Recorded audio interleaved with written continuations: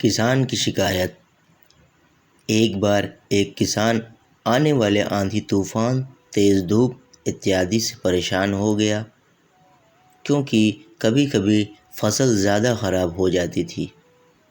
इसलिए वह परेशान होकर ईश्वर से शिकायत करने लगा। किसान बोला, आप ईश्वर तो हैं, लेकिन फसल को कब क्या चाहिए इसकी जानकारी आपको नहीं है। जिसकी ज़रूरत भी नहीं होती है वह भी देते रहते हैं। इसलिए आपसे मैं विनती करता हूँ कि आप मुझे एक मौका दीजिए। मेरे कहे अनुसार मौसम कीजिए, फिर हम सब किसान अन्न का भंडार भर देंगे।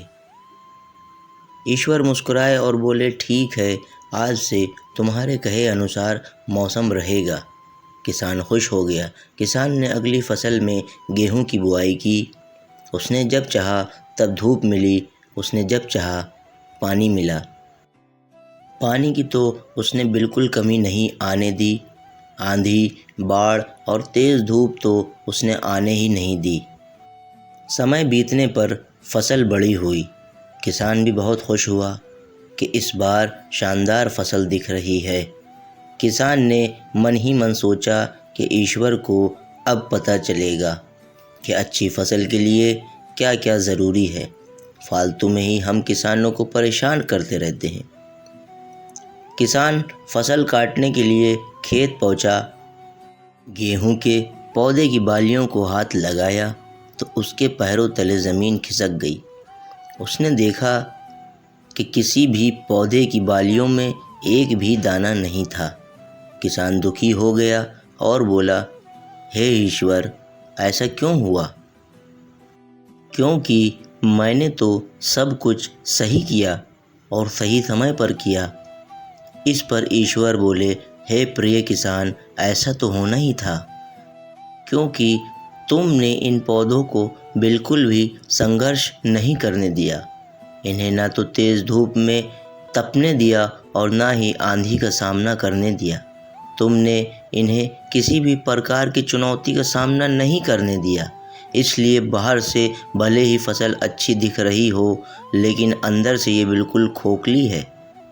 इनके अंदर कुछ भी दाना नहीं। पौधे जब कड़ी चुनौतियों का सामना करते हैं तो उनमें ऊर्जा पैदा होती है। यह ऊर्जा उनके अंदर सही सामर्थ्य पैदा करती है जिनके लिए वह बने हैं।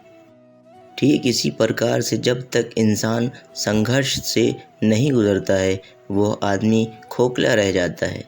जीवन की चुनौतियां ही उसके लिए उन्नति के नए रास्ते खोल देती हैं और आदमी को मजबूत और प्रतिभाशाली बनाती हैं।